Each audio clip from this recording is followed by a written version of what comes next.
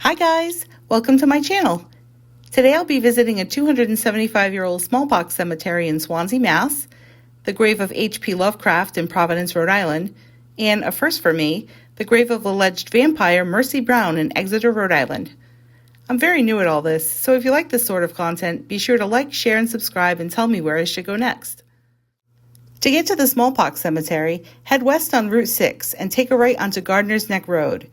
Take another right onto Milford Road and pull into the Swansea Memorial Park entrance because this cemetery is right on a busy street. For the locals, it's sort of in between the Case High School entrance and the back entrance to Target.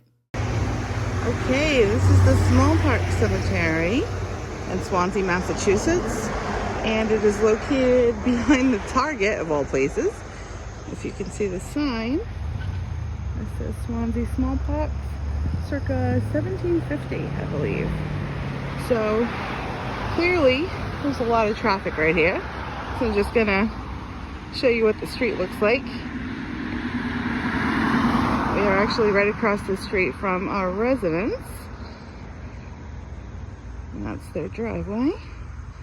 Again, no parking on this street, but there is parking at the Swansea Memorial Park, which is, if I go here, if you see the blinking school lights, it's right across from the Case High School. All right. Now, I wore Crocs today, which was stupid, but also on brand. So I'm going to try to see if I can get into the cemetery. To be continued.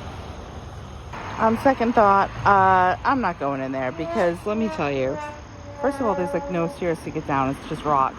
But those plants have thorns. And again, I have Crocs, which was stupid, but also this is very overgrown. You can't even really see the graves. Sure, Dan.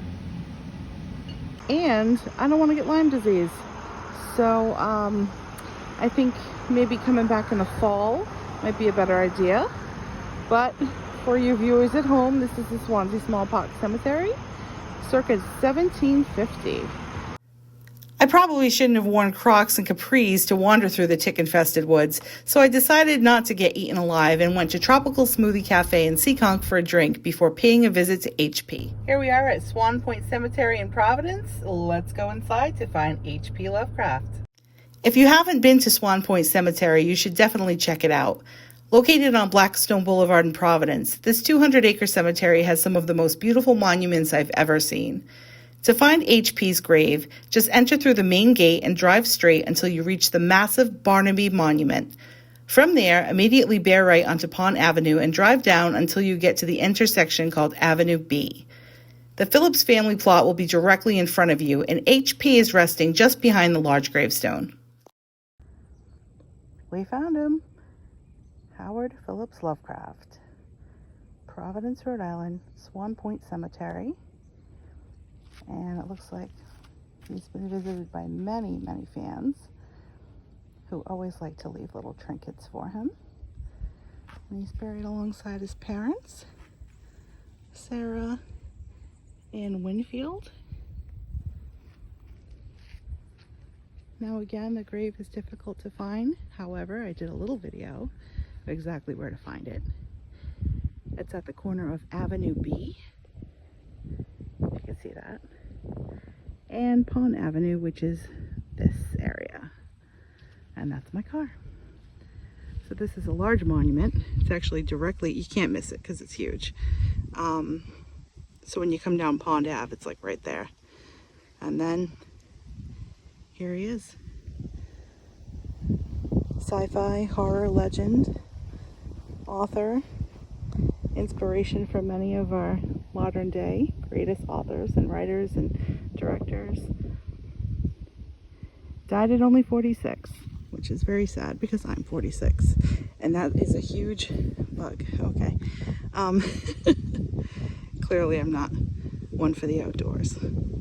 I am for the sheets, not the streets. After paying my respects to the iconic sci-fi horror writer and his family, it was time for a bathroom break, but it certainly wouldn't be at Swan Point, at least not today. Fortunately, I made it to Mercy's gravesite in Exeter without any car or other accidents. So this is going to be a loud video because I'm right on 10 Rod Road in Exeter, Rhode Island, and I am about to visit the grave of Mercy Brown, who was Rhode Island's notorious vampire. And we are here at her gravesite, Rhode Island Historical Cemetery, number 22, also known as the Chestnut Hill Cemetery, located on the grounds of the Chestnut Hill Baptist Church. And I guarantee those people that are way down there are looking at her grave right now. We're back in Exeter, Rhode Island, and we are at the grave of Mercy Brown, Mercy Lena Brown. And she was an alleged vampire who died at 19 in 1892 of consumption, which was tuberculosis, if my memory serves me correctly. It is hot out here. Mercy's buried with her sister, Mary Olive. I can't read this grave. It could be another sibling. But this one in particular is her brother Edwin. And Edwin is important to the story because when Mercy got tuberculosis, they thought that she had contracted it from a local vampire, I guess.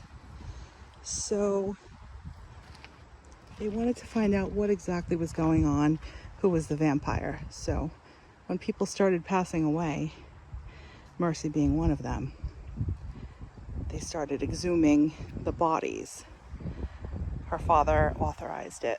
So they exhumed the bodies because Edwin is now suffering from tuberculosis. They want to see if there's anything that could possibly save him. And when they dug Mercy up, they found that she had barely showed any signs of decomposition,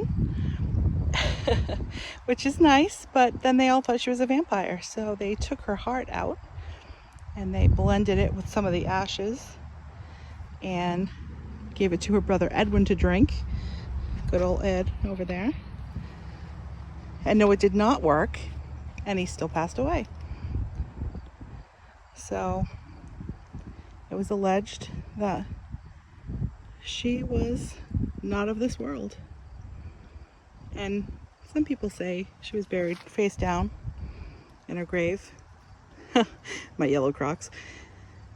Because, if she tried to claw her way back up, I guess, because she's undead, she wouldn't be able to get out.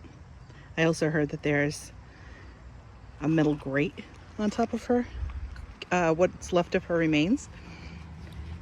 So this is where Mercy's grave is, compared to where the street is. It's pretty much right under this massive tree, evergreen tree, I believe.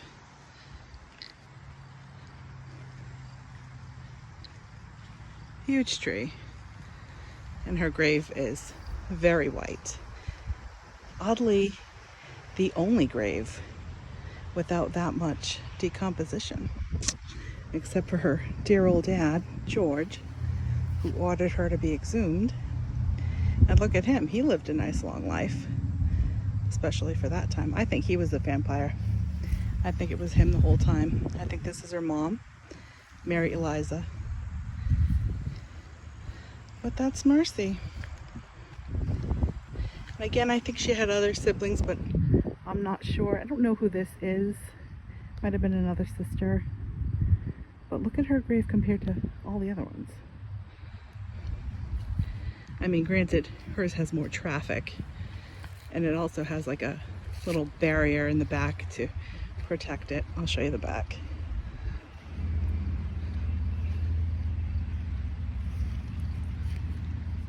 Yeah. Nobody wants that knocked down because it's disgusting to damage graves, but people are gross. But yeah, poor Mercy. She died in 1892, January, I believe. Yep. January 17th, 1992. 1892 was a big year for a lot of stuff in this area. Because if you guys recall, Lizzie Borden took an axe and chopped up our family in August of 1892. And they said it was a hot day that day, and if it was anything like today, I don't blame her.